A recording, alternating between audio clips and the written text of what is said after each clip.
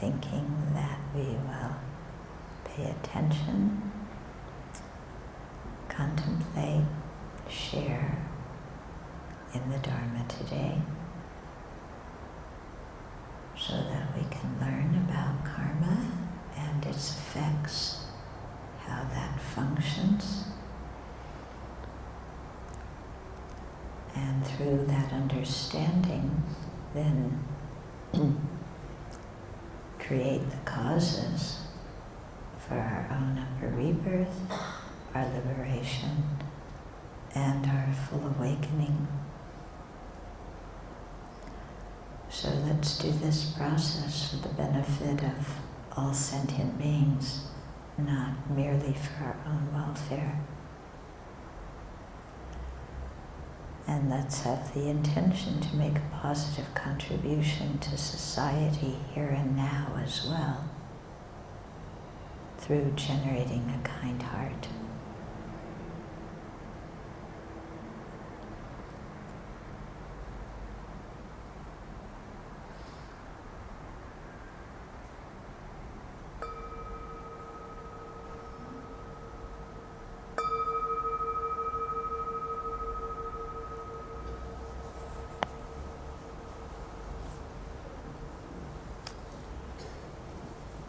Okay.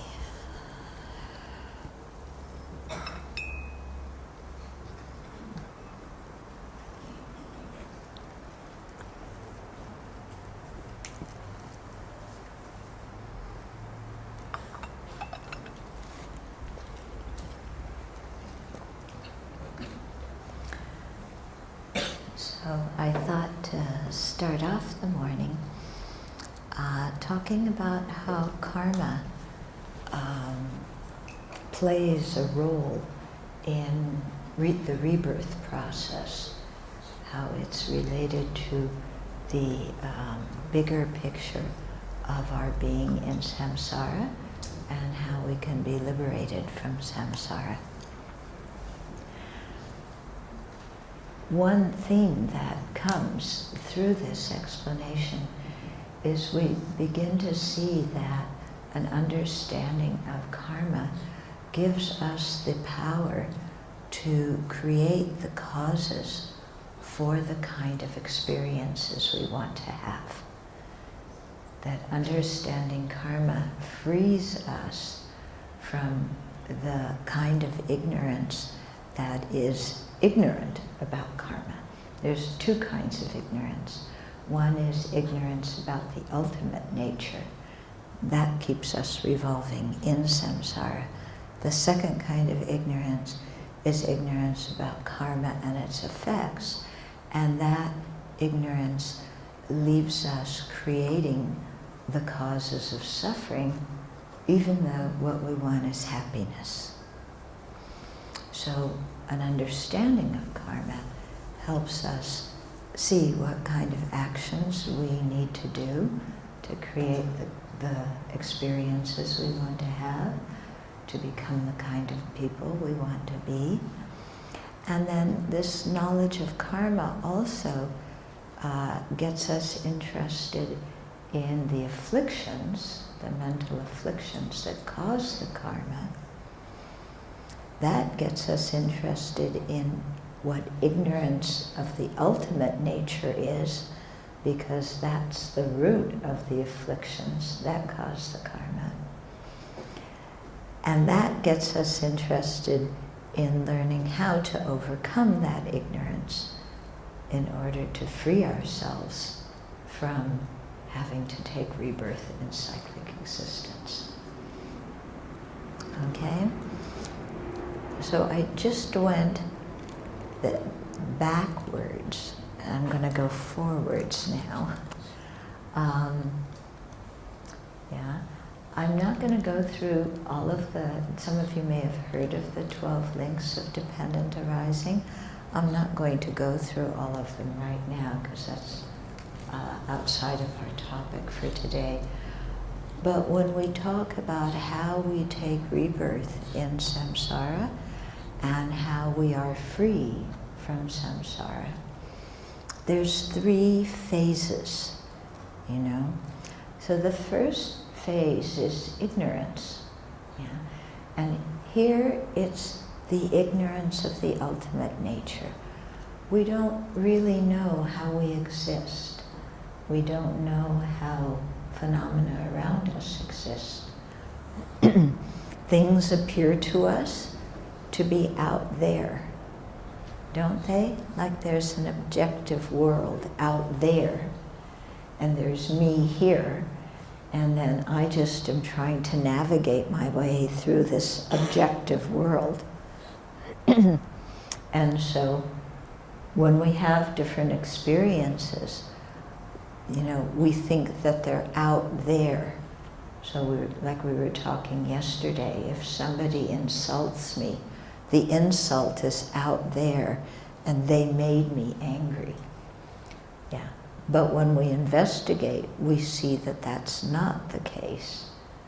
That this whole process depends on our interpreting the sound waves coming from the other person and our misconceiving how they exist, projecting things on, misinterpreting, and then feeling offended and getting angry.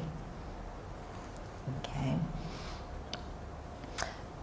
So the whole process, you know, starts with this ignorance, yeah, that really not only doesn't know, but actively misunderstands the ultimate nature.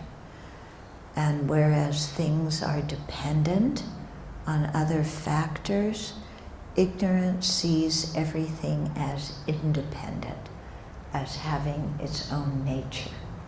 So this is a gong from its own side, and this is a clock from its own side, and this is a water bottle.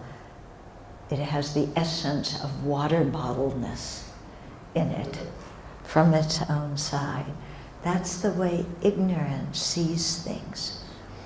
Ignorance also sees ourself that way, that there's a big me, an independent me here.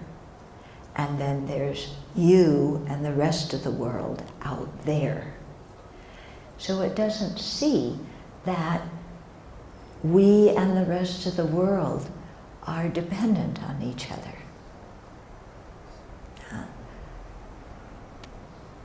For example, look at our body.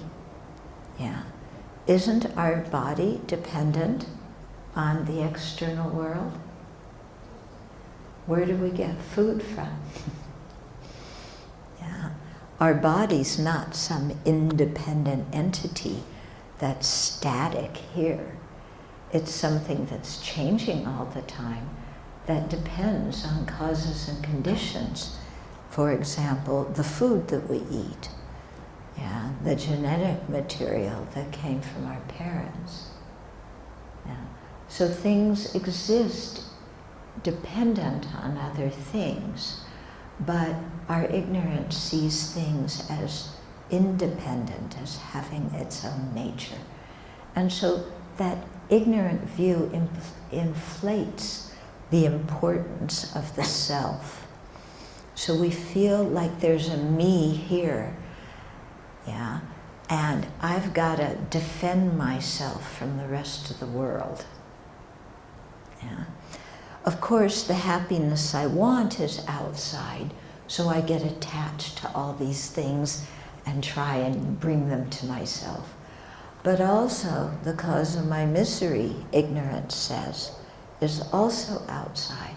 So then I'm always trying to protect myself from things that come from outside, like physical harm, or insult, or criticism. Okay. So this makes our mind rather uncomfortable. We're never really relaxed and accepting. We're always kind of looking at, oh, what's nice and how can I get it for myself, because I'm the most important one. And what's kind of unpleasant and not nice that I can either clobber or run away from so that it doesn't harm me. And so that brings us our daily experience. Remember, you know how I was talking about how we're so moody? We're up and down like yo-yos.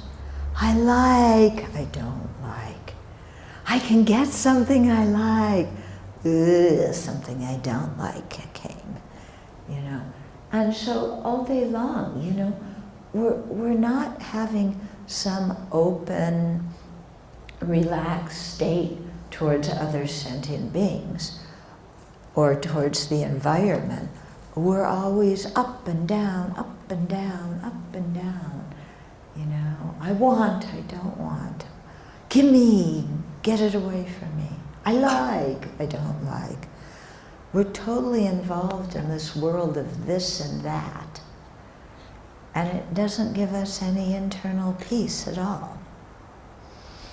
So, due to that, all sorts of destructive emotions arise. We have clinging attachment, you know. Give me that bell. It's not yours, it's mine. It's going to bring me happiness. Don't you lay your fingers on it. You know, when you look at it, you know, you look at the bell, you go, that's kind of ridiculous, isn't it, to have that attitude?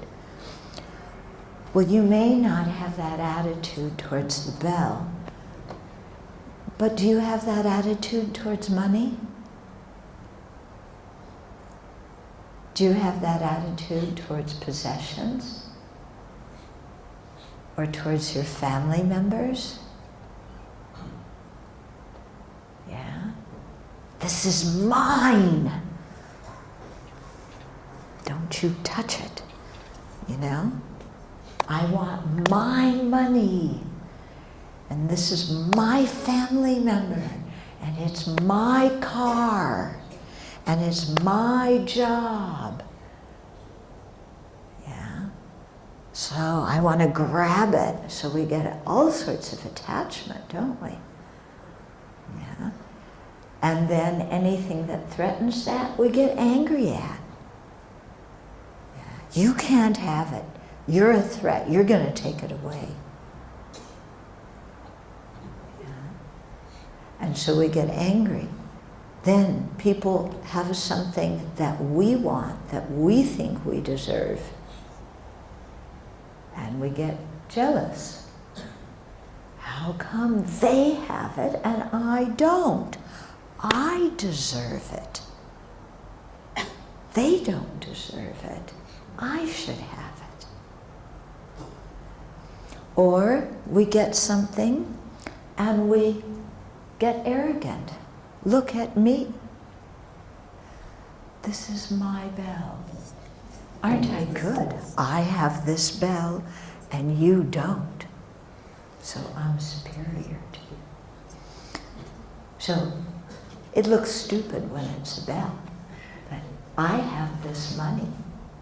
I have this boyfriend. I have this job. I have good looks.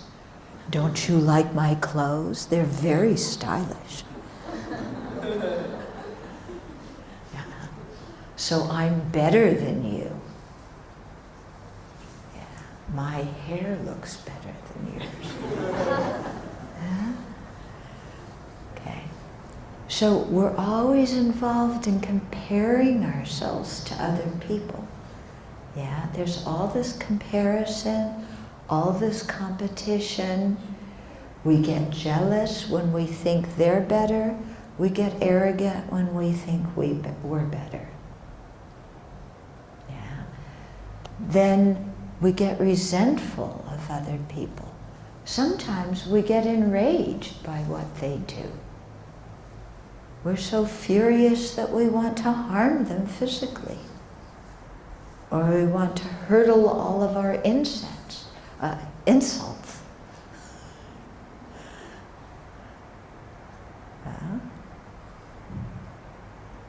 Or we complain.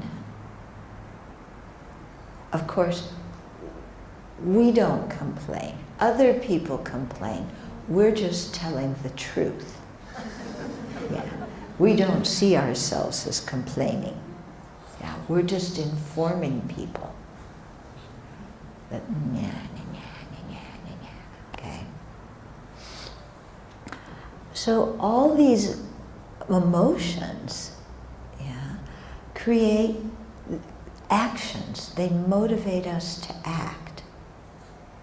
So we don't just sit and be jealous, but we do things to destroy the other person's happiness and get it for ourselves.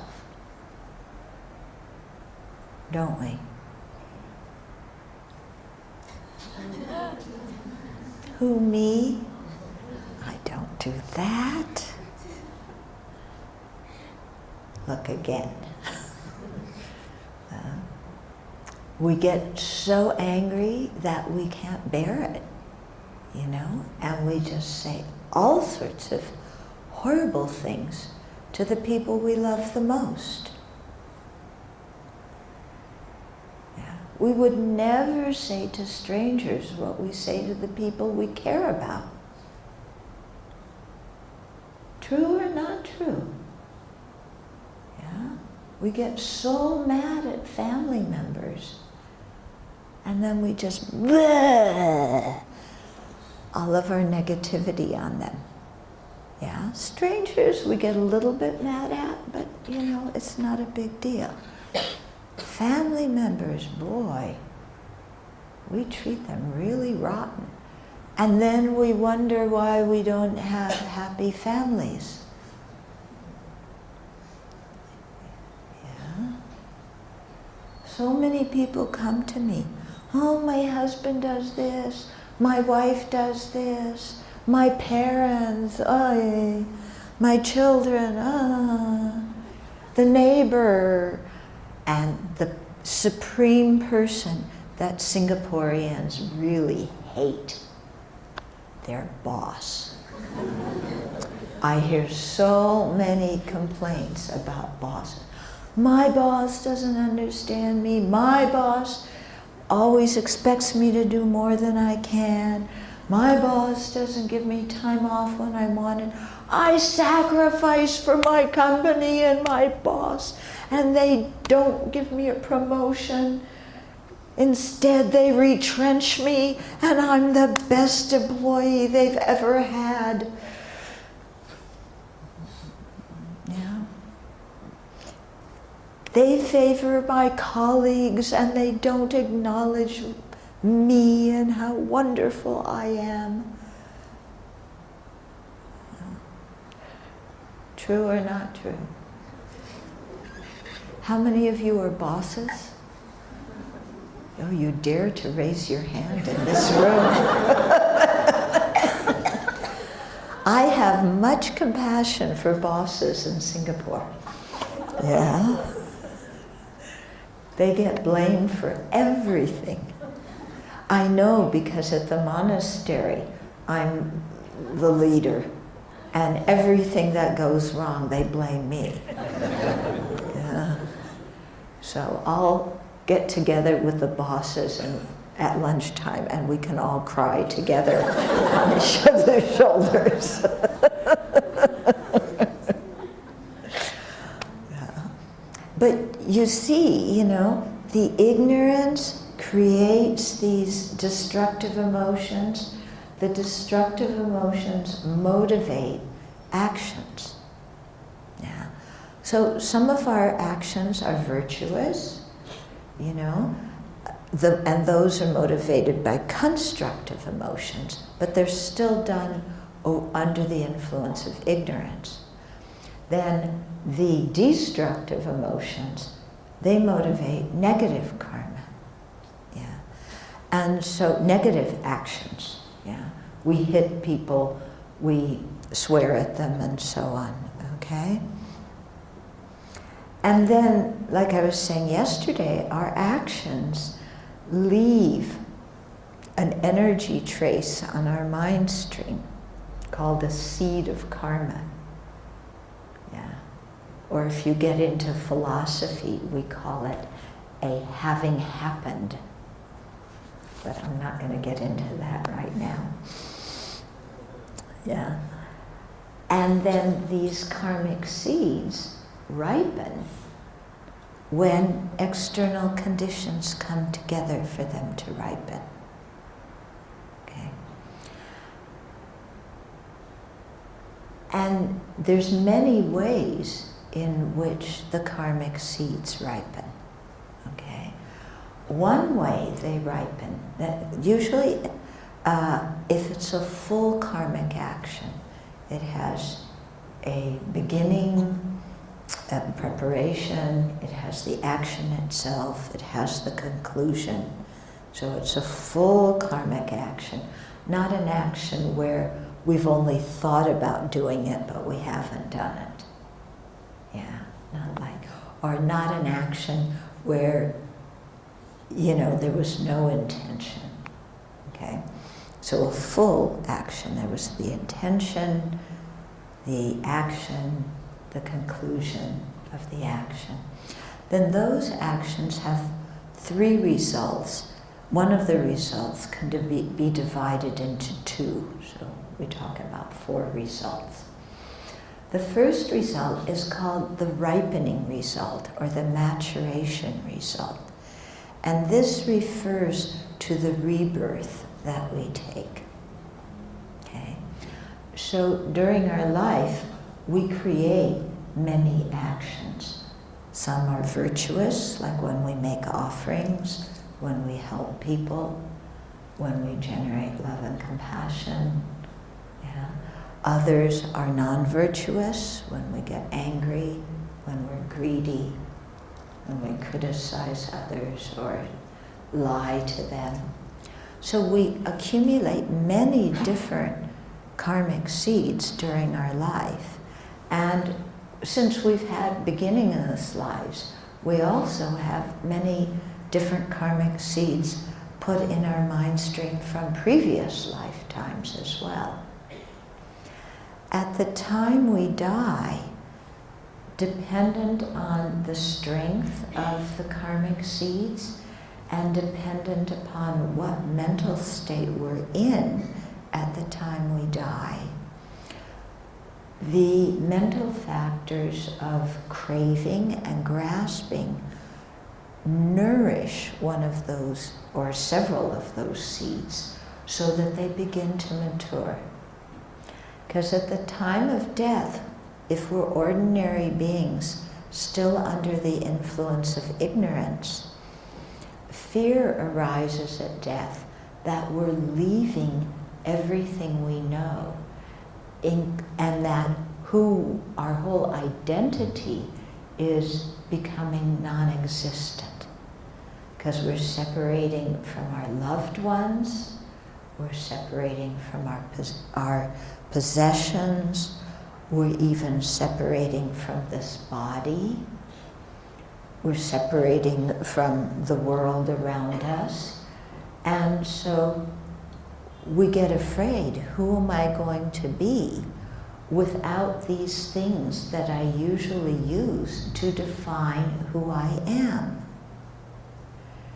So then we start to crave this life, and when it becomes apparent that we're going to leave it, we start clinging and grasping to have another life in the cyclic existence, to perpetuate this feeling of I, of me. So that craving and clinging acts as fertilizer that nourishes different karmic seeds in our mind. Yeah. Now, what karmic seeds can it nourish? If we created a very heavy karma, which can either be virtuous or non-virtuous. Yeah. So, and there's different factors that make karma heavy. So, for example, if we had a very strong motivation when we did it, if it was an action that we did with respect to certain objects that are heavy objects, yeah. So, for example, actions that we do towards our spiritual mentor and towards the three jewels are heavier because of their qualities and the role they play in our life, you know, guiding us to awakening. So if we create virtuous actions with respect to our spiritual mentors and the three jewels, they're weightier virtuous karma. If we get angry at them or steal things from them, it's heavier negative karma. Okay.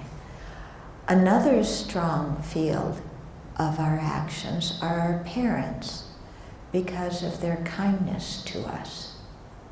So if we're kind in return to our parents, it creates heavier virtuous karma. If we're mean and nasty to them, it creates heavier non-virtuous karma. Okay. Another field of action that creates weightier karma are the poor, the injured, the ill. So people who have different impediments, who are suffering more than other people typically suffer.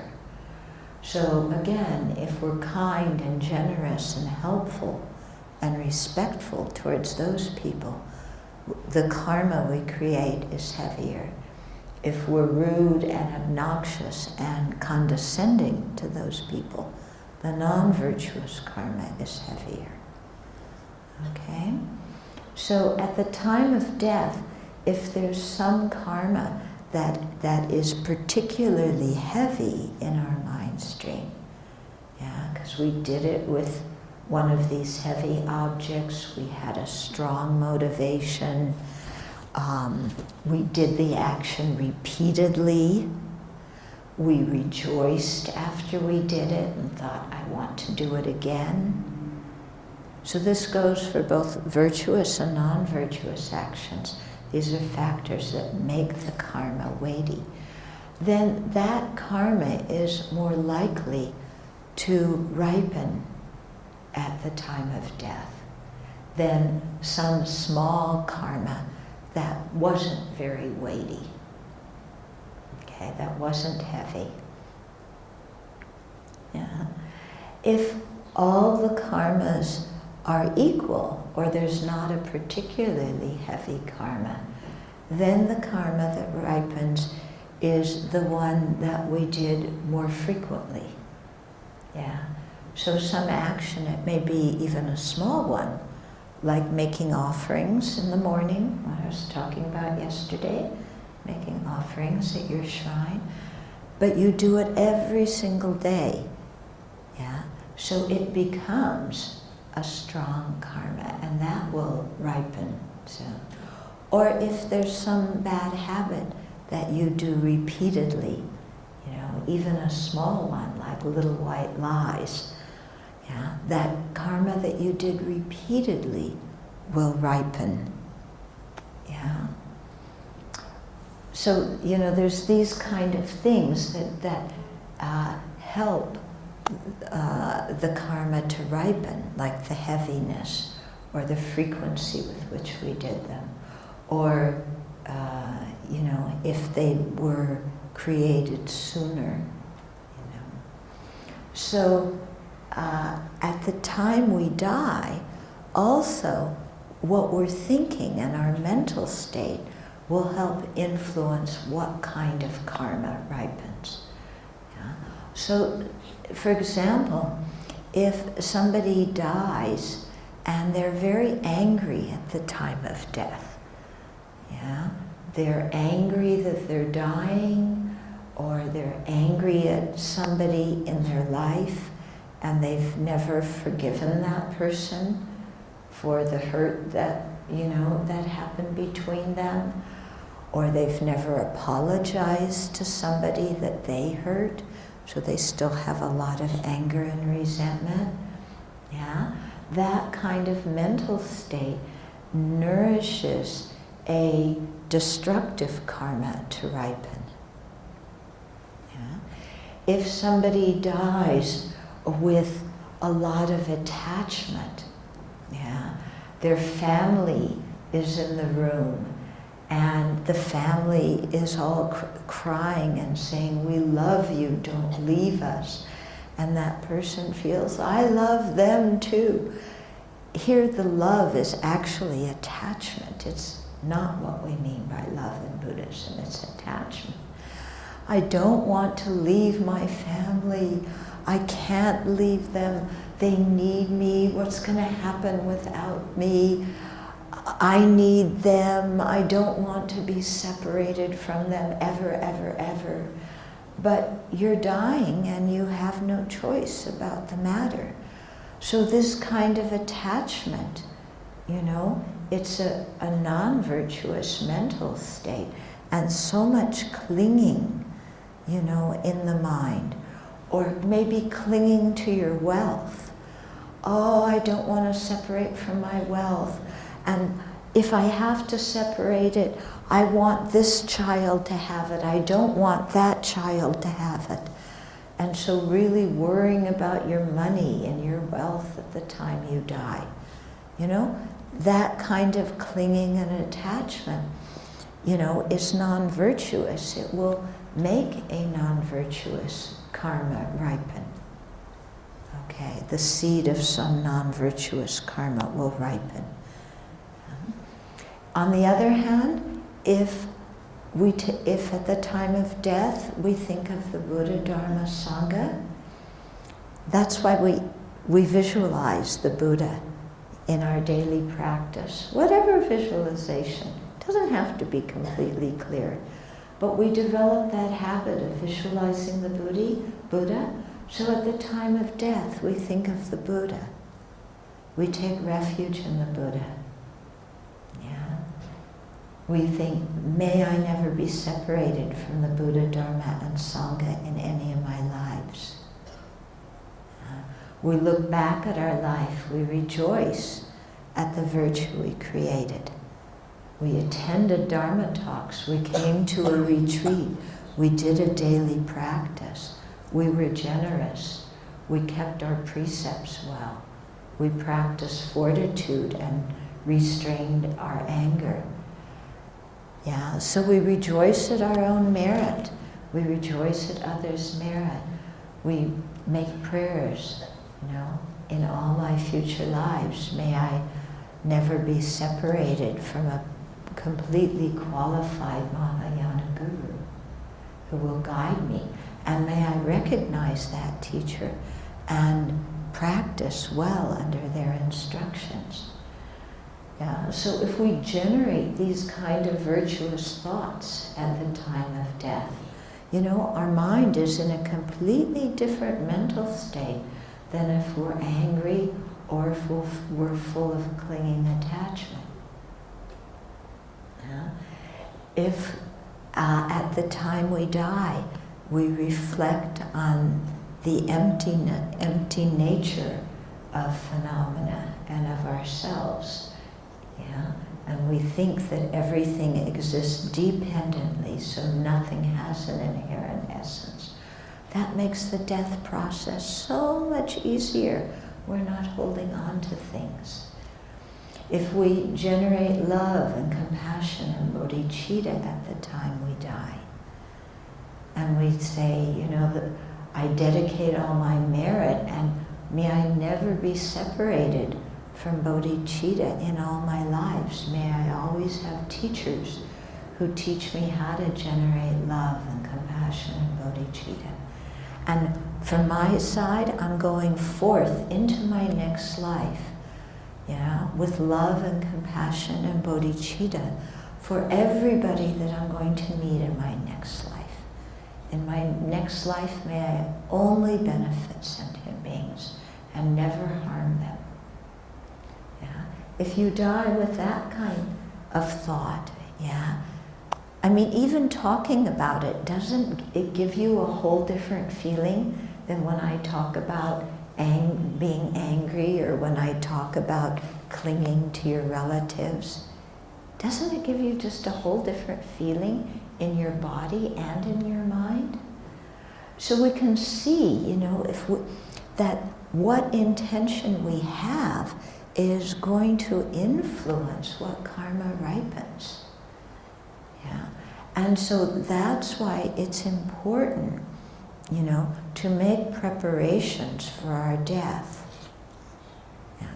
And not to wait a long time, thinking, I'll die later on, I'm too busy today. Yeah. Or I'm young, I can't die now, only old people die. That's not true. Yeah. So many people write us at the Abbey and ask us to pray for people that have died. We get, you know, requests to pray for babies or toddlers or teenagers or all people at all sorts of ages who die from all sorts of things. Yeah. So we can't just think, well, you know, I'm angry at people, but I don't want to apologize and mend it now because they hurt me so much. I'll do it later because anyway I'm going to die later. And maybe they'll die before me and then I won't even have to apologize. That's the wrong way to think.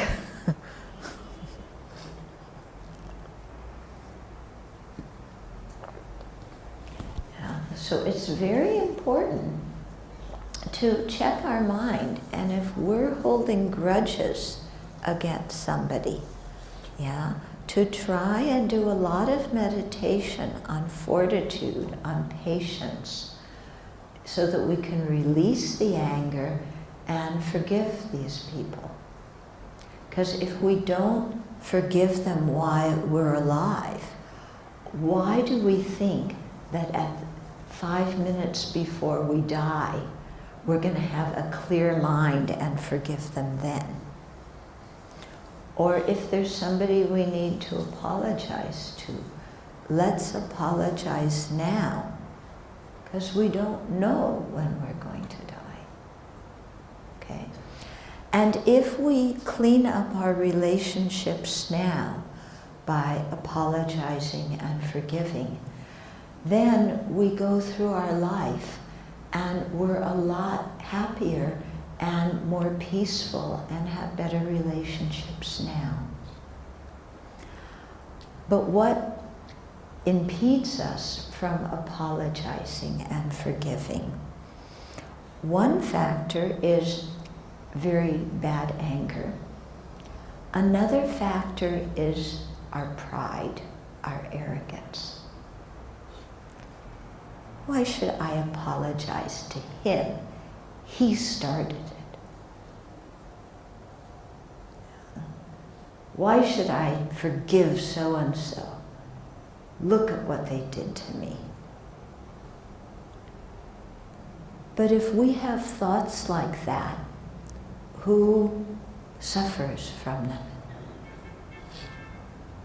If we're holding a grudge, who suffers? I hate this person. May he get hit by a truck, and after that, may he go to hell. You know, if you think that towards somebody, who's suffering? Is that other person suffering because of your hatred? No. They're, I don't know, walking down Orchard Road, having fun.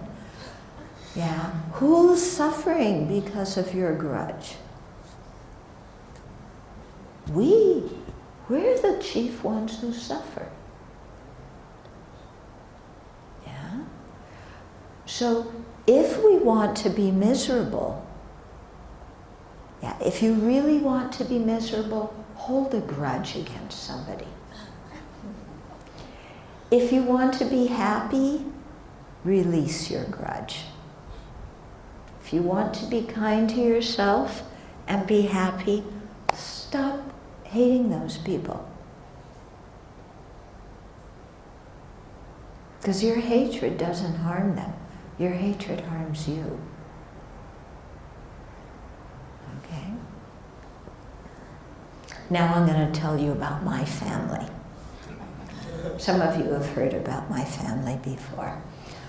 I come from a family that holds grudges. Okay? When I was a little kid, you know, this big, the family had some place, you know, some property that where everybody went to for summer vacation. And there were like 4 flats on the property. And I was told as a little girl, this big, don't talk to the people who live upstairs in that flat. Why not? Aren't they our cousins? Aren't they our relatives? Yes, but don't talk to them. Why? Don't talk to them.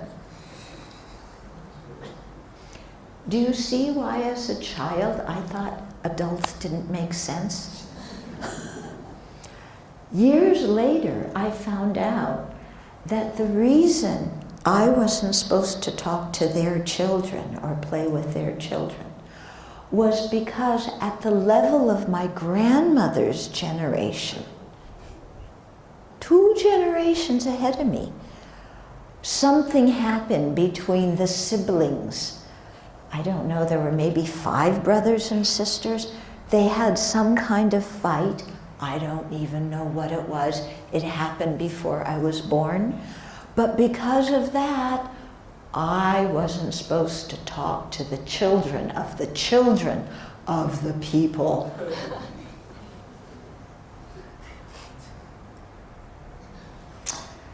Then, time went by. My parents' generation. Yeah. So there were 4 siblings in my parents' generation. When I was real little, they all spoke to each other. As I got older, they stopped speaking to each other. Yeah. One brother, well, one aunt they didn't like because they didn't like her child. He did something, I don't know what, but they didn't like him, and since she was the mother who defended her child, they didn't like her. Then there was something else that happened with some business and property.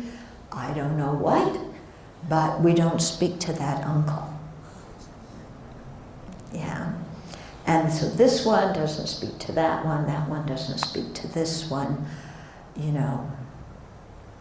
Yeah. Then, more time went by, my generation. Yeah, because we were a whole bunch of cousins. Yeah. Now the cousins don't speak to each other. And the brothers and sisters amongst the cousins, many of them don't speak to each other. I saw one cousin recently who I hadn't seen in about 20 years, and she told me how she doesn't speak to her brother because her brother made some comment about their mother that she didn't like. It was a nothing comment, but she doesn't speak to him again. And then this one doesn't speak to that one doesn't speak to this one. Yeah, this one doesn't invite the other ones to family events, and that one didn't invite you to dinner. If they don't invite you to dinner, you don't speak to them again. Yeah, and this one got married for the 2nd time. They didn't invite somebody, probably because it was a small wedding. Don't speak to them again. In my family, when you have a family event, if you're one of the few people who speak to everybody and you have a family event, making the seating chart is a nightmare because nobody talks to each other. Yeah? And so this kind of grudge holding got passed down from one generation to the next. Each generation was taught to hate their siblings by their parents. Yeah. Now, of course, the parents, they want all their children to get along. But children learn from watching their parents. And we watched our parents and our grandparents not speak to their brothers and sisters. So that example for the next generation is much stronger than the parent saying, I want all my children to get along. That example of the parent not speaking to their siblings means for the kids, it's fine if you don't speak to each other when you grow up. And then that gets passed down to the next generation. Do you want your kids to hate each other? Yeah. If you don't, then talk to your siblings. Yeah. And have, you don't have to be super friendly, but talk to them and speak nicely about them.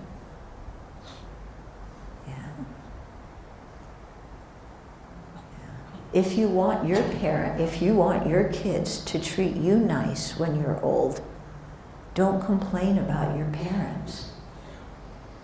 Because if you complain about your parents, that's setting the example for your children. They're going to complain about you.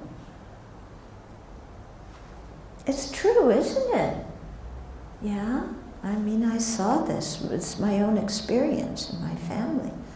And in my family, when you vowed never to speak to somebody again, you never broke that vow. Never. Yeah? Okay. People may take wedding vows. You renegotiate those. Yeah. You may take precepts from the Buddha. You renegotiate those. But when you say, I hate you forever, we never change our mind. Isn't that stupid? We're the chief person who suffers because of that. Yeah. When my uncle was dying, his children called my brother, because some of his children were speaking to my brother. I don't know if all of them speak. And then my brother mentioned to my mother, and then other cousins mentioned to the aunt, if you want to talk to your brother, who you haven't spoken to in 30, 40, 50 years, now before he dies, this is the time. My mother and my aunt said no.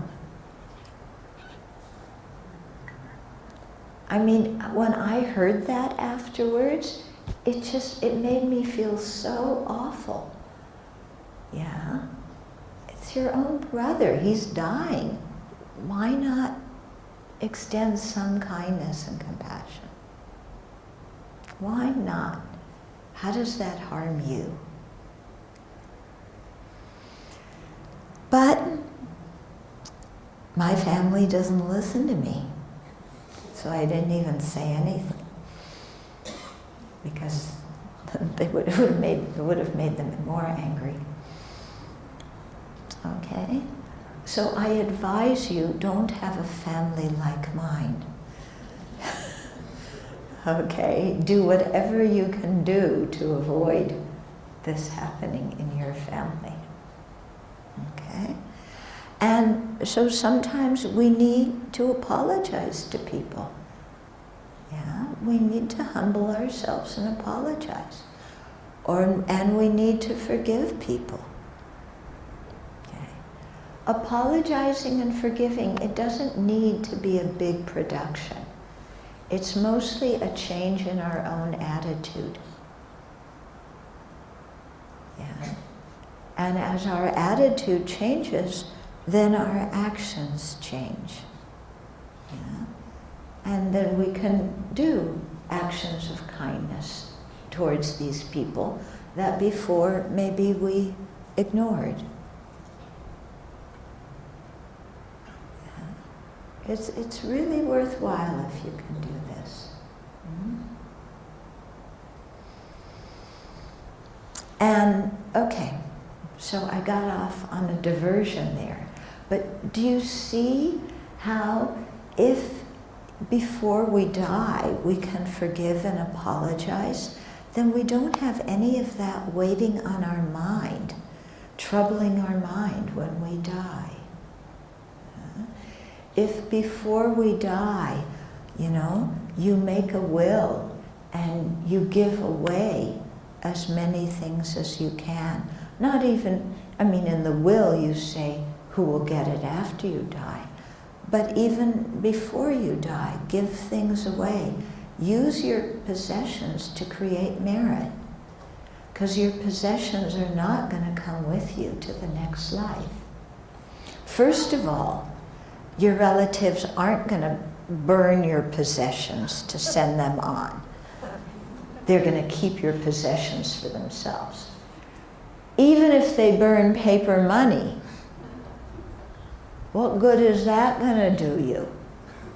Do you see any babies coming out of the womb with a fistful of banknotes from the bank of hell, saying my relatives burned these for me so I would have them in my next life? Yeah.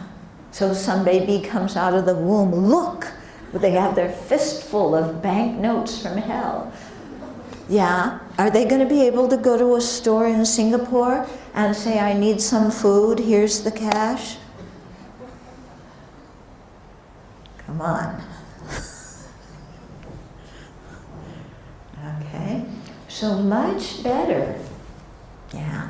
Now, and this is what we've done at the Abbey. We all sat down together. We made out our advanced directives for what we want to happen. You know, if we get sick, if we get incapacitated. We did our power of attorneys, who will have legal power to make decisions for us if we're incapacitated. We made a Dharma will, saying what practices we want done, you know, when we die. And we made a regular will, you know, who's going to get my old shenda? No, actually, yeah. But make all these decisions beforehand. And then anything extra you have, give it away and use it to create merit. Because that merit is going to help you. Whereas having a lot of stuff and you're worried about who's going to get it when you die, that's going to really weigh on your mind. Okay, so make those decisions now. Then when you die, you just go on.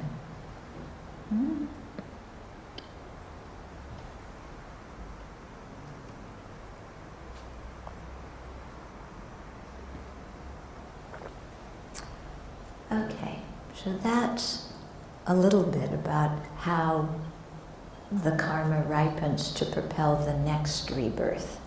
Okay, so the realm we're born into, until we're able to overcome ignorance, you know, we'll have this ripening of karma fueled by craving and clinging at the time of death.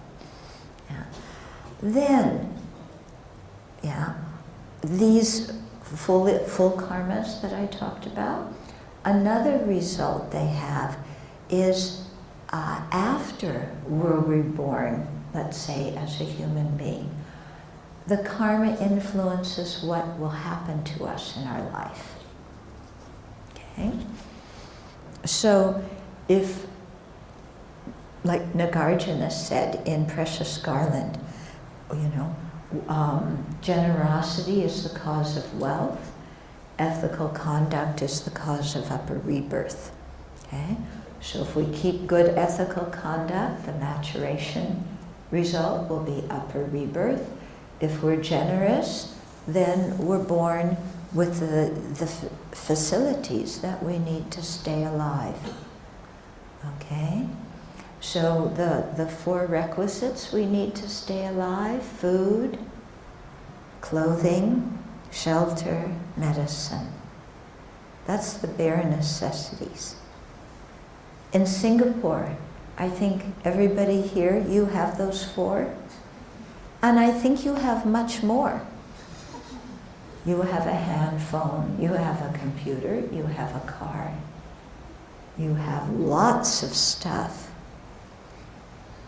Yeah. So even more than the 4 requisites. Yeah. So this is a result of having been generous in a previous life. Yeah. So use your wealth to create the cause for more wealth and dedicate the merit, not just so that you will be wealthy in your next life, but dedicate the merit so that you and all other beings will attain full awakening. Yeah.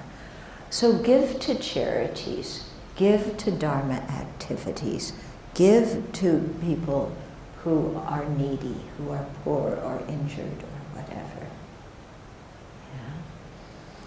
I read a story in the paper yesterday. It's the New York Times, so the story didn't happen in Singapore.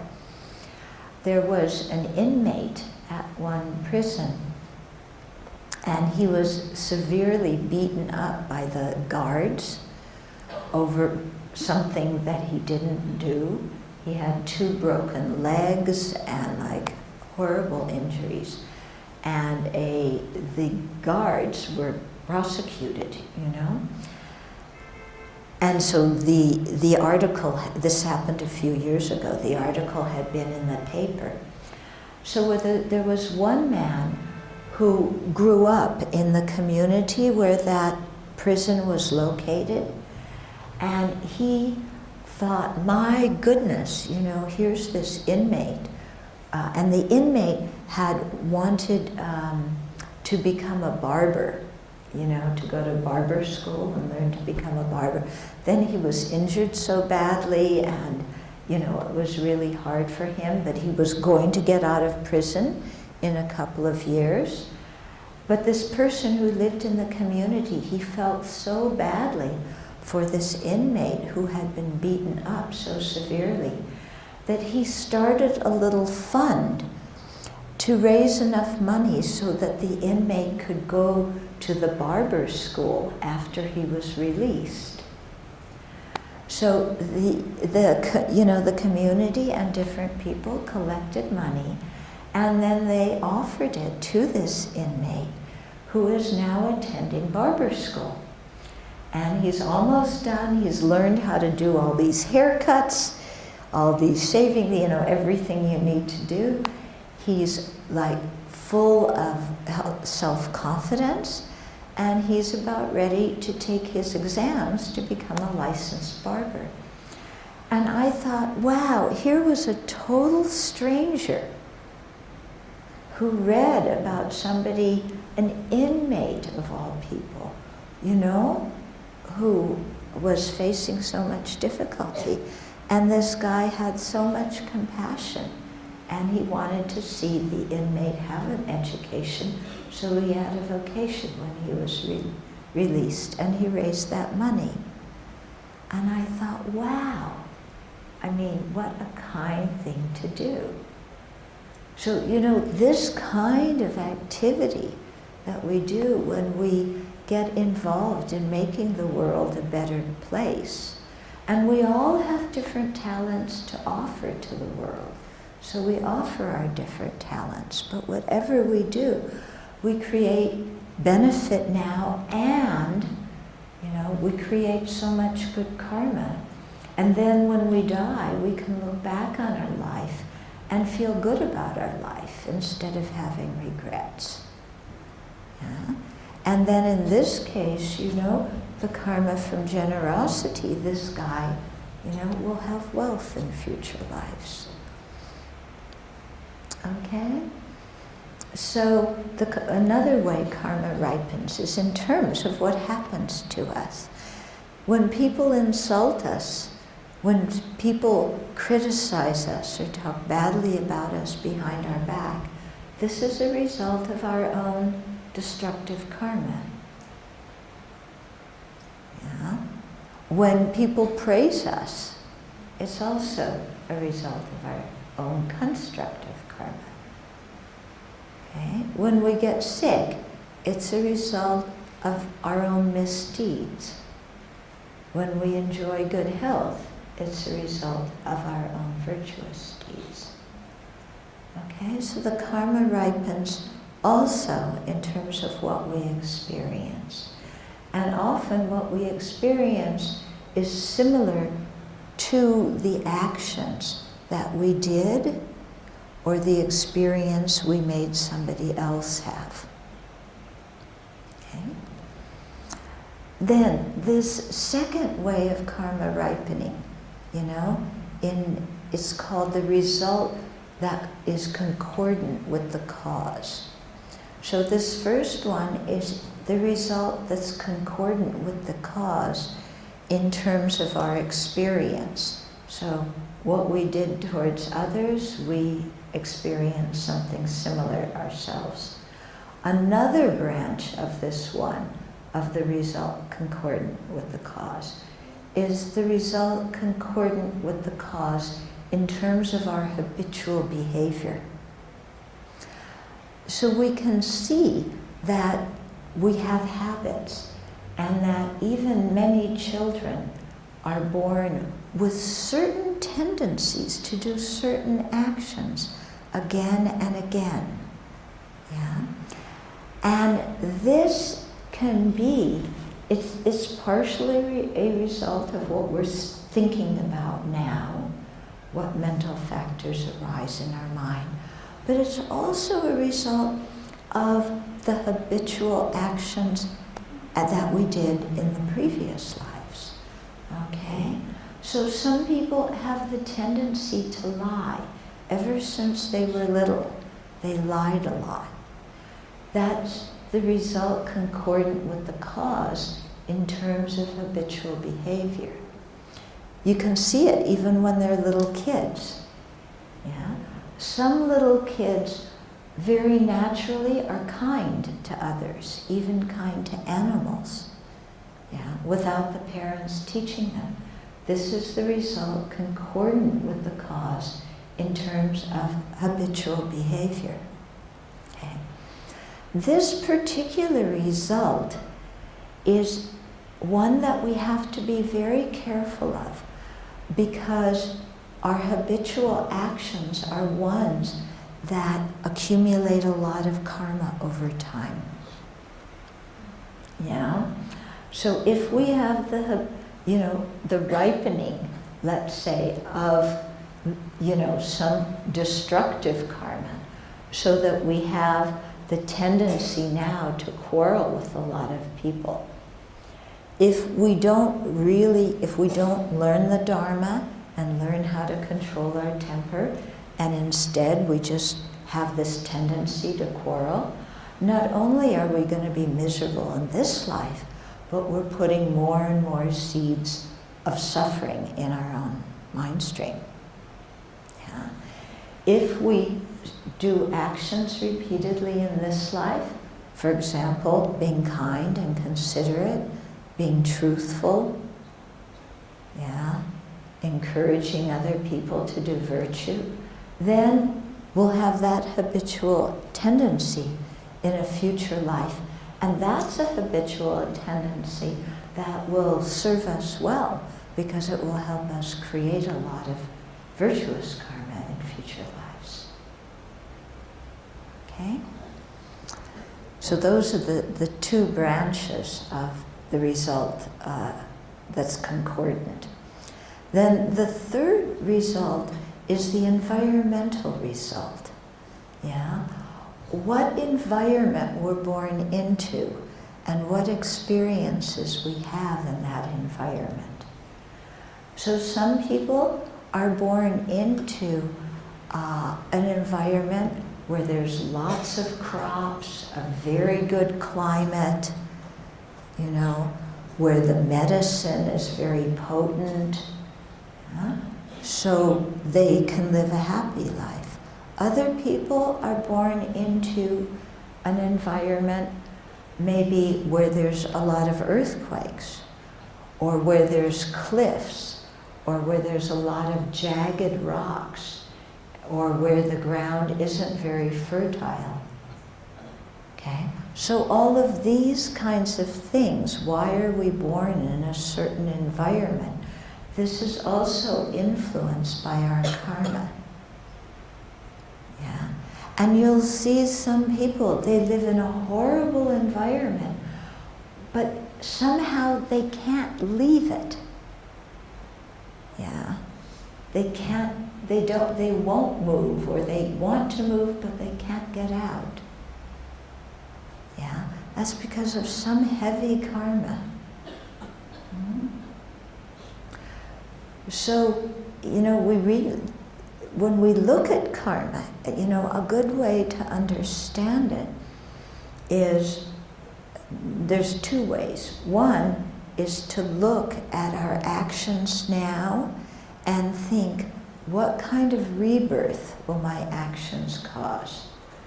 What kind of experiences will this action cause when I'm born human, in terms of what I will experience? What kind of experience will I have when I'm born human in terms of my habitual actions from the action I'm doing now? What kind of environment am I likely to be born in? Okay? So thinking, starting with the actions we're doing now and thinking of the different results we could have in the future. That's one way to meditate on karma. Another way is to think of what our present situation, and to think of what kind of causes we must have created in the past to have our present situation. So we're all born humans. It means we kept some degree of ethical conduct in the past. Maybe we took precepts and kept them very well. That's why we're human beings. Yeah. You have what you need to stay alive. That's the result of generosity. Yeah. Maybe you have some family problems. The family doesn't get along very well. That's the result of non-virtuous actions we created in the past. Okay? So it's very interesting to look at our present situation, or to look at the situation of the people around us and think, oh, this is the kind of karma we must have created in the past that has brought about our present circumstance. Okay? So this way of thinking is very, very helpful in terms of understanding the law of karma and its effects. And it also, because we're applying it in a very practical manner to our own life, to the lives of the people we see around us, then it also motivates us. This way of contemplating motivates us to be mindful of our behavior, to have introspective awareness, so that our afflictions don't make us create destructive karma, but instead to monitor our mind so that we have virtuous intentions that help us create constructive karma. Okay?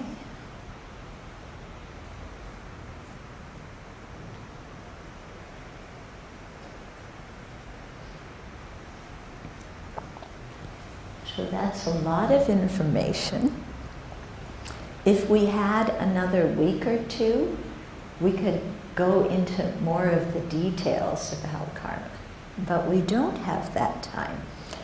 So I'll give you some books that can help you. There's one book called The Wheel of Sharp Weapons. Actually, I'm writing a commentary about it, which will be out in August. So next year when I'm here.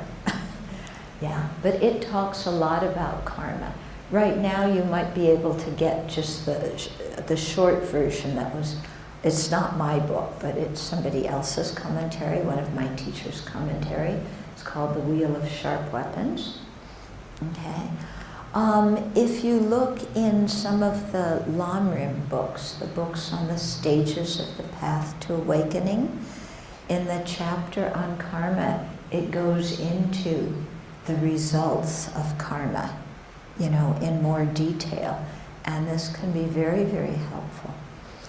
Also, if you go to my website, tuptenchildren.org, we have a lot of oral teachings and videos and transcripts. And so some of those have been about karma, going into more detail, so you can refer to that, because we can't do everything today. Okay? But it's really helpful to contemplate these things, because it makes us wake up in our life and not take things for granted. And it motivates us to, to have a virtuous mental state and to be helpful to others. I should mention the advantage to taking the precepts. There's a big karmic advantage to taking precepts, because when you have a precept, that determination not to do that certain non-virtuous action remains in your mind, even when you're sleeping, even when you're doing other things. Yeah. So every moment you're not breaking a precept, you're accumulating good karma by keeping that precept. So, for example, we're all sitting here in the room right now. Maybe there's one person who's taken the precept not to kill, and another person who hasn't taken that precept. Both of them are not killing at this moment, I hope. Yeah. But the person who isn't killing, who has that precept, they're sitting here listening to the Dharma talk. They're actively accumulating virtuous karma by keeping that precept of not killing. The person who doesn't have that precept, who's also sitting here and they're not killing right now, they're not getting that constant accumulation of virtuous karma, because there's no intention, there's no precept in their mind stream. Okay? So if we take the precepts and keep them well, it really builds up a lot of merit in our mind stream. And the precepts also act as a way for us to make good decisions. Yeah. So maybe our time is running. We have to stop now. But maybe I'll talk a little bit more about that when we come back.